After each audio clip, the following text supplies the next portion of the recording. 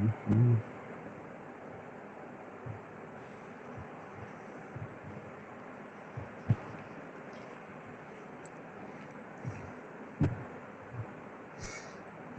Morning students.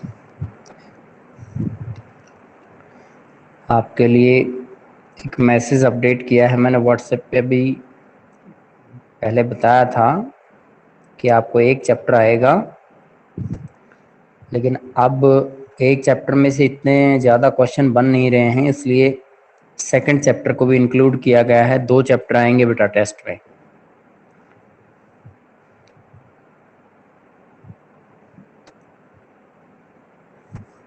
देखिए बेटा, यहाँ से शुरू करते हैं। यहाँ तक का हमारा हो गया था चेंजिंग कल्चरल ट्रेडिशंस, जो कि नोमेडिक एम्पायर से नेक्स्ट वाला लेसन है, यायावर साम्राज्य से नेक्स्ट। अब तक हम चंगेज खान के साम्राज्य को पढ़ रहे थे। अब हम आगे यूरोपियन कल्चर से रिलेटेड जो भी साम्राज्य हैं उनके बारे में पढ़ेंगे। The influence of commerce and towns in the feudal order came to evolve and change, encouraged by Mediterranean entrepreneurs in the Venice and Genoa from 12th century। यहाँ पे बताया गया कि 12वीं सदी से ही वेनिस और जेनोवा, जो कि इटालियन शहर हैं भूमध्य सागरीय क्षेत्र के अंदर, खास तौर पर यहाँ बड़ा बदलाव देखने को मिला। यहाँ सामंतवादी व्यवस्था शहरों के अंदर, कस्बों के अंदर और वाणिज्य का प्रभाव बहुत ही ज्यादा बढ़ गया था। यानी सामंतवाद देखने को मिला, वाणिज्य का प्रभाव देखने को मिला। और वेनिस और जेनेवा शहर, जो कि 12वीं सदी के अंदर खास तौर पर इस तरह के जो व्यापारी लोगों के खास तौर पे प्रभाव में थे। Their ships carried on a growing trade with Muslim states and the remains of the Roman Empire in the East। पूर्व के अंदर यहाँ बताया गया है कि रोमन साम्राज्य, जो कि रोमन साम्राज्य से इनका संबंध बनाने के लिए उनके जो जहाज आते थे वो सामान से लदे हुए होते थे। Growing trade with Muslim states, जिनमें मुस्लिम राज्यों के साथ उनका व्यापार बढ़ता ही चला जा रहा था, ज्यादा मात्रा में व्यापार करने लगे थे। And the remains of Roman empire in the east, और बचा हुआ व्यापार वो पूर्व में रोमन साम्राज्य के साथ में करते थे। Attracted by the lure of the wealth in these areas, इस क्षेत्र के अंदर धन कमाने का जो लालच था वो आकर्षित कर गया लोगों को। And inspired by the idea of freeing holy places associated with the Christ from Muslims, यहाँ इस क्षेत्र के जो लोग थे, यहाँ उनके मन में एक विचार जो उन्हें प्रेरित कर रहा था होली प्लेसेस के लिए, कि जो पवित्र स्थान है वो ईसाइयों, क्रिस्ट फ्रॉम मुस्लिम्स, वे ईसाई से मुस्लिम से अपने आप को संबंधित करने लगे या जुड़ने लगे, मुस्लिम धर्म को अपनाने लगे। European Kings reinforced links across the Mediterranean during the crusades, जब तक धर्म युद्ध चले तो यूरोपीय शासकों ने अपने भूमध्य सागरीय क्षेत्र के अंदर अपने संबंधों को मजबूत बनाने की कोशिश की। Trade with in Europe improved, और यूरोप के साथ उनका व्यापार बढ़ने लगा। Centred on fairs and port cities of the Baltic Sea and the North Sea and the stimulated by growing population। इस क्षेत्र में जनसंख्या बहुत तेजी से बढ़ रही थी, और यहाँ पे बताया गया है कि मेलों का आयोजन होता था, जिसकी वजह से व्यापार होता था। और यहाँ पर बाल्टिक सागर के जो तटवर्ती स्थान होते थे, बंदरगाह, उन शहरों के अंदर ज्यादा बंदरगाह शहर डेवलप होते जा रहे थे। और उत्तरी सागर में भी इसी तरह की बंदरगाह को विकसित किया गया था, और उसके अलावा जनसंख्या बहुत तेजी से बढ़ रही थी। यहाँ पिक्चर हम देख सकते हैं, इस साम्राज्य का जो पिक्चर है वो यहाँ पे नजर आ रहा है। देखिए, the palace of the pops, यहाँ जो पोप का राजमहल यहाँ दिखाया गया है इन एविग्नॉन, जो कि एविग्नॉन नामक जगह पर है। A 14th century town in the south France, जो कि दक्षिण फ्रांस की में 14वीं सदी का एक राजमहल है, जो कि पोप का राजमहल है, एविग्नॉन जगह पर बना हुआ है। तो इतना बड़ा महल उस राजा का यहाँ पे दिख रहा है। उसके आसपास की बस्ती को इंक्लूड ना करें, ये जो महल है ये एरिया बताया गया है। अब उससे आगे चलते हैं। यहाँ देखिए कितनी सुंदर इमारतें बनी हुई हैं, जो कि कल आपका ये लेसन स्टार्ट हुआ था उसमें भी इस तरह के पिक्चर को मैंने शो किया था। इसमें मीनार बनी हुई है, जो कि आप देख सकते हैं कितनी ऊंची मीनार है। यहाँ एक ऐसा लग रहा है जैसे कि मस्जिद का निर्माण किया गया है, जो कि ये जो दरिया दिख रहा है, नदी का यहाँ बहाव क्षेत्र, इसके पास में बसा हुआ है ये शहर। अब आप देखिए आगे, the palace of dog in Venice, Venice शहर है ये। वेनिस शहर के अंदर यहाँ पे डॉग का राजमहल दिखाया गया है 15th सेंचुरी, जो कि 15वीं सदी का बना हुआ है।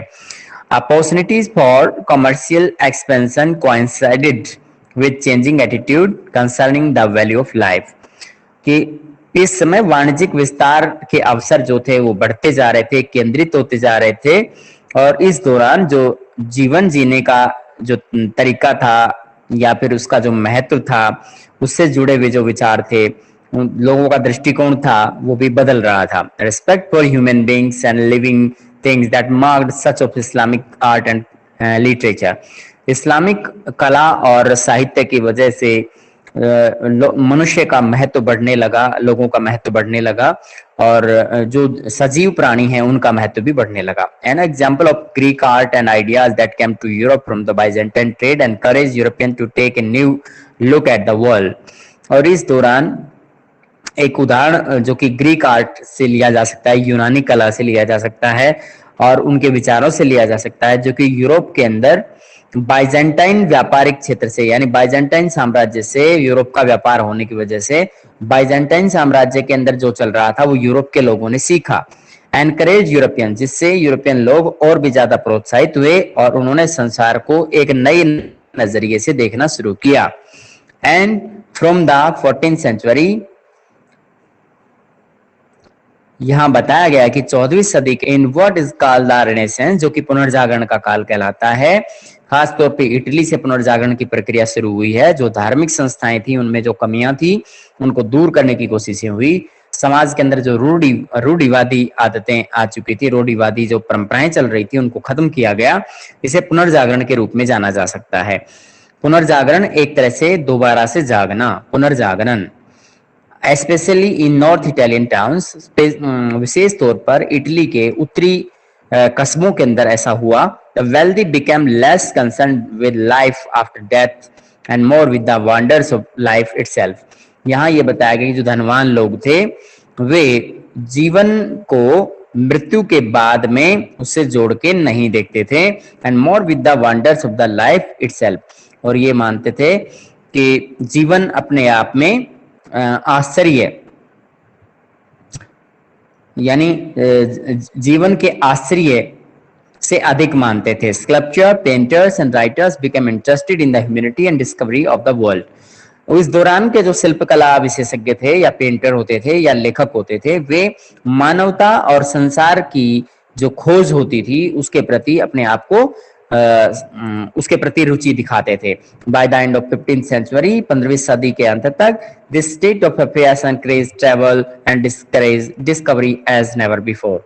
इस दौरान जितने खोज कार्य हुए, जितनी यात्राएं हुई, बहुत तेजी से ऐसा हुआ कि ऐसा पहले कभी नहीं हुआ था। इसको प्रोत्साहन मिला, यानी विदेश यात्री यहाँ पे यात्रा करने के आए और खोज कार्य भी ज्यादा हुए। Voyages of discovery took place, जितनी ज्यादा समुद्री यात्राएं हुई उससे खोज कार्यों को और ज्यादा बढ़ावा मिला। Spaniards and Portuguese who had trade with North America pushed further down the coast of Western Africa, finally leading to the journey around the Cape of Good Hope to India, which had a great reputation in the Europe as a source of spices that were in the great demand. यहाँ बताया गया कि Spain और पुर्तगाल के जो नाविक होते थे, जिसका पहले उत्तरी अफ्रीका के साथ में व्यापार चल रहा था, तो उनको धकेल दिया गया further down the coast of, pushed further down the coast of western Africa. वे पश्चिमी अफ्रीका तक व्यापार को फैलाने में कामयाब हो गए, और अंतिम रूप से वे उन्होंने कैप ऑफ गुड होप, जो कि एक स्थान का नाम है, दक्षिण बिंदु है, जो अफ्रीका महाद्वीप का दक्षिण बिंदु है, इसकी यात्रा उन्होंने संपन्न कर डाली। और अंत में एक यूरोप के अंदर जिसकी बहुत महान रेपुटेशन थी, प्रतिष्ठा थी इंडिया के लिए, क्योंकि भारत से जो व्यापार, खास तौर पे गरम मसालों का व्यापार वहां पे होता था, जिसकी वहां बहुत ज्यादा डिमांड होती थी। Columbus attempted to find a western route to India. Columbus ने क्या किया कि इंडिया में पहुंचने का एक पश्चिमी मार्ग खोजने का प्रयास किया and in 1492 reached the island with the Europeans called the West Indies। 1492 ईस्वी में वह एक ऐसे द्वीप पर पहुंच गया जहां पर यूरोपीय लोगों ने उसे वेस्ट इंडीज कहा। Other explorer try to find northern route to India. दूसरे जो इस तरह के यात्री रहे, उन्होंने समुद्री यात्री रहे, उन्होंने उत्तरी मार्ग से भी इंडिया पहुंचने का प्रयास किया and China via the Arctic, और चाइना होते हुए और आर्कटिक क्षेत्र होते हुए यहाँ पे पहुंचे। European travellers encouraged a range of different people in the course of their journey. European यात्रियों को अपनी यात्रा के दौरान बहुत प्रकार के लोगों से उनका पाला पड़ा, उनसे वो मिले। In part they were interested in learning from them, और इस दौरान उन्होंने उनसे कुछ सीखने में रुचि दिखाई। The papacy encouraged the work of the North African geographer and the traveler Hassan al-Wazn, later known in Europe as Leo Africanus, who wrote the first geography of Africa in the early 16th century for Pope Leo X। यहाँ पे बताया गया है, किसके विषय में बता रखा है कि पेपेमेसी, पेपेमेसी एक, इसको पेपरमेसी भी कहा जाता है, ये कला है। इसमें जो उत्तरी अफ्रीका के अंदर एक जोग्राफर हुए हैं जो कि भूगोलवेत्ता हुए हैं और वो यात्री भी रहे हैं, उनका नाम था हसन अल वजन। उसका क्या नाम था? हसन अल वजन। उसने क्या किया, जिसको बाद में किस नाम से जाना गया, लेटर नॉन लियो अफ्रीकानस, उसको लियो अफ्रीकानस के नाम से भी उसको जाना गया। और उसने पहली अफ्रीका पर एक भूगोल की पुस्तक लिखी जो कि 16वीं सदी के अंदर लिखी थी, पोप लियो 10th। और यहाँ ये बताया गया है कि किसके लिए लिखी थी, for 16th century for Pope Leo 10th, यानी उसकी जो लिखी हुई कृति थी वो पोप लियो 10th के लिए समर्पित थी। Jesuit churchman observed and wrote on Japan in the 16th century. Jesuit churchman ने उस दौरान अवलोकन किया और उसने जापान पर 16वीं सदी में लिखा। An Englishman, Will Adams, became a friend and counselor of Japanese shogun। यहाँ एक अंग्रेज व्यक्ति जिसका नाम था विल एडम्स, वो इनका मित्र बन गया and council of Japanese shogun, और जापान के शोगुन राजवंश में एक सलाहकार के पद पर काम किया। तोकुगावा लेयासु, तोकुगावा राज परिवार जो उस समय शासन कर रहा था in the early 17th century, जो 17वीं सदी के पूर्वार्ध में। As in the case of Hasan al Wazan, people that the European encountered in the Americans often took a great interest in them. इस दौरान क्या हुआ, हसन अल वजन का उदाहरण हम लेते हैं। इस दौरान क्या हुआ, people that the European encountered, कि जो भी लोग यूरोप से भारत के अंदर आए या दूसरे देशों में गए, in the Americans, in the Americas often took a great interest in them, तो अमेरिका के लोगों ने भी उनके अंदर खासी रुचि दिखाई और उन लोगों ने भी खासी रुचि दिखाई। समटाइम्स वर्क फॉर देम, और कभी कभी वो उनके लिए काम भी करने लगे। For example an Aztec women later known as Dona Marina, एक डोना मैरिना नाम की एक एज़टेक महिला befriended the Spanish conqueror of Mexico, वह मेक्सिको के एक स्पेन के विजेता या आक्रमणकारी के साथ वह उसकी दोस्ती हो गई। Cortes interpreted and negotiated for him, और वह उसके लिए हर तरीके का, जैसे इन वर्गीकरण करने का काम या फिर किसी भी तरह की जानकारी जुटाने से संबंधित है या संबंध स्थापित करने से संबंधित है, तो इस तरह की बहुत सी जानकारियां उन्होंने, उस महिला ने जुटाई। In their encounters Europeans were sometime curious, कभी कभी जब इस तरह का वो एनकाउंटर करते थे, यानी इन लोगों से मिलते थे, उनके साथ कभी कभी उनका झगड़ा भी हो जाता था, तो यूरोपीय लोगों बहुत ही उत्सुक हो जाते थे। Self effacing and observant, even as they frequently attempted to establish trade monopolies and enforce their authority by force of arms, as the Portuguese attempted to do in the Indian Ocean after Vasco da Gama arrival in Calicut, present day Kozhikode 1498। यानी वर्तमान में कालिकट नामक जो स्थान उस समय कहलाता था, आज उसे कोझिकोड कहा जाता है, वर्तमान में इसका नाम कोझिकोड है। 1498 में वास्को डी गामा नाम का एक पुर्तगाली नाविक हमारे यहाँ पर आया और तभी से लेकर के उन्होंने यहाँ पर सैन्य बल स्थापित कर दिया, यानी यहाँ पर व्यापार भी किया और सैन्य बल भी स्थापित किया और अपनी सभी नीतियों को लागू किया। तो उसी का उदाहरण प्राप्त करते हुए यहाँ पे किया गया है कि जो भी इस तरह के एनकाउंटर्स होते थे तो यूरोपीय लोग बहुत ही उत्साही होते थे, इसमें रुचि दिखाते थे और सेल्फ एफेसिंग एंड ऑब्जर्वेंट, वे अपना खुद का भी अवलोकन करना चाह रहे थे। Even as they frequently attempted to establish trade monopolies, और उनका यह प्रयास रहता था कि व्यापारिक नीतियां वो अपने हिसाब से लागू करें और उस पर अपनी सत्ता उन लोगों पर थोप दें, वो भी हथियारों के बल पर। तो इससे आगे चलेगा इन अदर केसेस और दूसरे इस तरह के उदाहरणों से हम समझ सकते हैं। देवर ओवर बियरिंग, ये बहुत ही ज्यादा असहनीय था, एग्रेसिव, बहुत ही आक्रमणकारी, एंड क्रूअल, निर्दयी, and adopted an attitude of the superiority to those they meet. वो जिससे भी मिले उनका ऐसा एहसास हुआ कि वे अपने आप को सुपीरियर रखना चाहते हैं, यानी उनका दृष्टिकोण अपने आप को सुपीरियर दिखाना चाहता है। आगे है कंसीडरिंग सच पीपल इग्नोरेंट, और उन लोगों से जिनसे वो मिले उनका उन्होंने नजरअंदाज किया। Catholic church encourage both attitudes, Catholic church ने दोनों ही दृष्टिकोणों का सही तरीके से प्रोत्साहन किया है। And the church was the centre for the study of other culture and languages, church जो है एक अध्ययन का केंद्र बिंदु होता था, विभिन्न प्रकार की संस्कृतियों से संबंधित और भाषा से संबंधित जो जानकारियां या कोई भी अध्ययन करना होता है तो कर सकते थे। But encourage attacks on people, it's an unchristian, और जो इस तरह के लोगों पर जो हमला कहलाता था उसे अनक्रिश्चियन माना गया, यानी गैर ईसाई माना गया।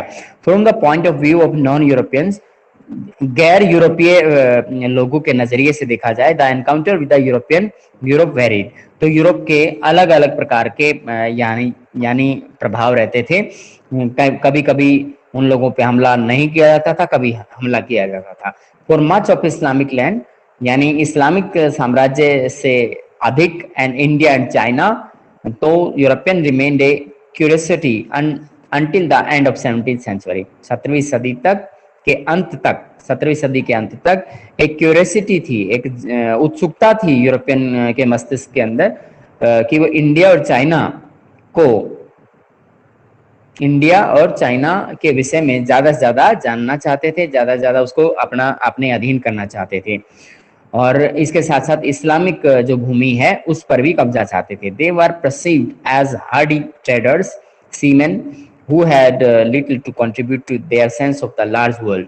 उन्होंने संसार को विश्व व्यापक नजरिए से देखते हुए, और उन्होंने बहुत ही मेहनती व्यापारियों को यहाँ मतलब व्यापार करने के लिए भेजा, और यहाँ पर समुद्री यात्राएं करने वाले जो लोग होते थे उनको भी यहाँ पर बेचा, और उनके सहयोग से यहाँ पर इस तरह का साम्राज्य स्थापित किया। Japanese learned some of the advantages of European technology quickly, जापानी लोगों के लिए यह बहुत ही लाभदायक रहा कि उन्होंने यूरोपीय तकनीकियों को जल्दी सीख लिया। फॉर इंस्टेंस, एक नजरिए से देखा जाए, they had begun large scale production of the muskets by a late 16th century, 16वीं सदी के अंत तक इन्होंने बड़े पैमाने पर मस्केट्स का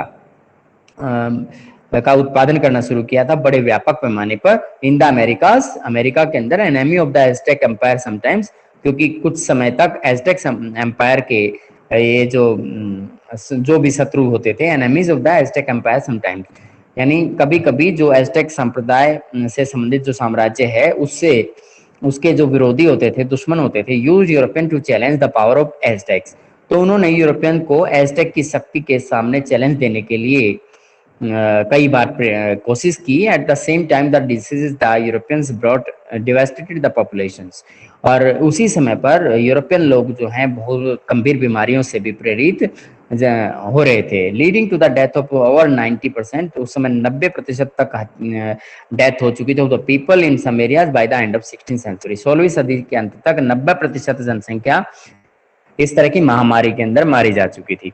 यहाँ तक आप इसे पढ़ें और आगे देखिएगा, यहाँ कोई प्रॉब्लम है तो पूछ सकते हैं बेटा। देखिए, एक उस समय का है, बड़े आकार का है, इस तरह का ये जो लेसन है, टाइमलाइन हम पढ़ने जा रहे हैं 1300 से 1700 ईस्वी के दौरान की जानकारी हम जानेंगे। The period under consideration witness several major development in Europe including agriculture and the lives of the peasants. ये एक ऐसा समय था जो इस बात की गवाही देता है कि यूरोप के अंदर बड़ा विकास हुआ, खास तौर पर कृषि के अंदर बदलाव आया और किसानों के जीवन के अंदर बदलाव आया। It was also marked by A range of cultural developments, इसको इस दौरान सांस्कृतिक विकास के बिंदु के रूप में भी इसे पहचाना जा सकता है। The timeline draws attention to contacts between the continents. यह काल रेखा जो है यह इस तरह के महाद्वीपों के बीच ध्यान आकर्षित करती है, उनके बीच के संबंधों पर ध्यान आकर्षित करती है। Stimulated in many instance by the growing growth of trade. और इसी के साथ साथ यह एक नजर इस पर डालती है कि व्यापार का विकास किस तरीके से हो रहा था। The impact of these contacts was very. और इस तरह के जो प्रभाव थे वो अलग अलग थे। वाइल आइडियाज, उनके जो विचार थे, इन्वेंशंस, खोजें, and goods were shared across continents. और जो वस्तुएं होती थी, खोजें होती थी या फिर विचार होते थे, वो एक महाद्वीप से दूसरे महाद्वीप में शेयर किए जा रहे थे। There was also constant warfare. लगातार युद्ध होते जा रहे थे between kingdoms to control land. एक साम्राज्य दूसरे साम्राज्य से शक्तिशाली होना चाह रहा था, उसकी जमीन को हड़प लेना चाहता था, रिसोर्सेज, उनके संसाधनों को लूट लेना चाहते थे। Access to trade routes. और इसके अलावा यात्री मार्ग जो हैं, ट्रेड व्यापार मार्ग जिसे कहते हैं, व्यापार मार्गों पर अपनी पहुंच सुनिश्चित करना चाहते थे, कब्जा करना चाहते थे। एज ए रिजल्ट, परिणाम स्वरूप man and women were often displaced and enslaved. यानी अक्सर पुरुषों और स्त्रियों को एक स्थान से दूसरे स्थान पर अपदस्थ किया गया, हटाया गया और उन्हें गुलाम बनाया गया। If not exterminated in many ways. और इसके अलावा भी बहुत से तौर तरीकों से the lives of the people nation, बगैर पहचान के लोगों का जीवन अब बदल गया था। अब लोगों की जो पहचान थी वो धीरे धीरे समाप्त होती जा रही थी। यहाँ हम कुछ डेट से संबंधित जानकारी जानेंगे। 1300 से 25 की अवधि के दौरान अफ्रीका की घटना कोई विवरण नहीं है। emerged as important cultural center in Spain। Spain के अंदर अल्हम्ब्रा, ग्रेनेडा, ये दोनों स्थान जो है सांस्कृतिक केंद्र के रूप हुए। कब हुए? 1300 से 1325 तक। 50 तक 25 से प्लेग इन इजिप्ट, यानी मिस्र के अंदर प्लेग फैल गया। 1348 से 55 में खास तौर पे बहुत तेजी से फैला। War between England and France. France और इंग्लैंड के अंदर लगभग 100 साल तक युद्ध चला। 1337 से 1453 तक। डेथ की भी समस्या आई। एक फॉर्म ऑफ प्लेग, जो कि प्लेग की ही महामारी का एक रूप थी, स्प्रेड थ्रू आउट यूरोप 1348 में, जो कि पूरे यूरोप में फैल गई थी। तो यहाँ दो चुनौतियों के विषय में हमने जाना, इंग्लैंड और फ्रांस की हुआ और ब्लैक डेथ का भी प्रकोप देखने को मिला, जैसे कि आज के समय में कोरोना का प्रकोप देख पा रहे हैं। 1350 से 75 के दौरान क्या हुआ? Ibn Battuta explores the Sahara. Ibn Battuta ने सहारा के विषय में विस्तृत जानकारी जुटाई। फ्रेंच पीजेंट, जो किसान रहने वाले विरोध किया 1358 में। इसके बाद है 1375 से 1400 ईस्वी में पीजेंट्स इन 1381 ब्रिटेन के किसान विद्रोह हुआ।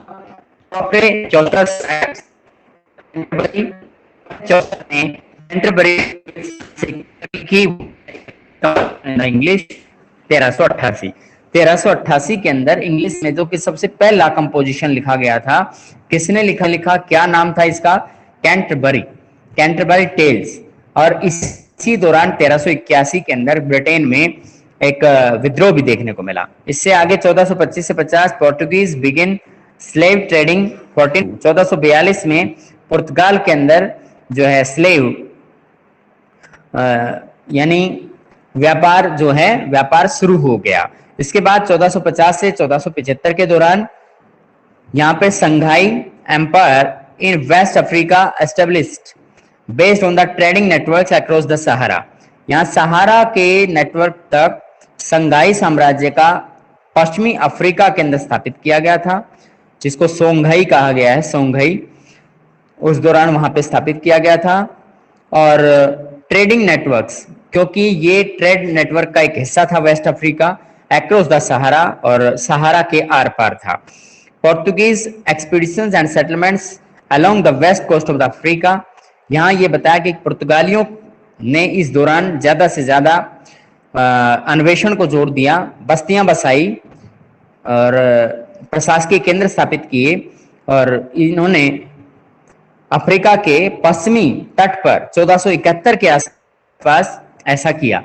First printed book appears in Europe, Europe के अंदर पहली पुस्तक पुराण अस्तित्व में आई, प्रिंटेड थी ये। इसका नाम क्या था? Leonardo da Vinci. Leonardo da Vinci नामक पुस्तक लिखी गई 1452 से 1519। Painter, architect and inventor in Italy.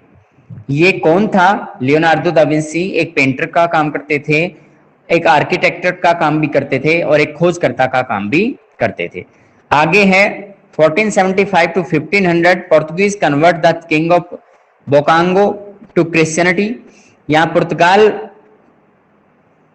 पुर्तगाल ने क्या किया? Convert the king of Bokongo, Bokongo के शासक जो थे उन्हें ईसाई बनने की तरफ प्रेरित किया। Establishment the Tudor dynasty in England, इसी दौरान 1485 में इंग्लैंड में ट्यूडर राजवंश की नींव रखी गई।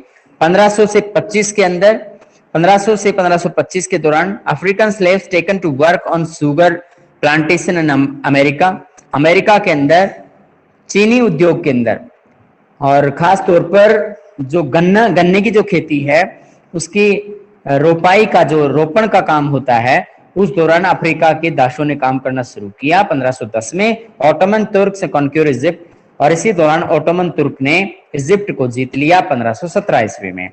Coffee from south America is drunk in Europe for the first time 1517। 1517 में साउथ अमेरिका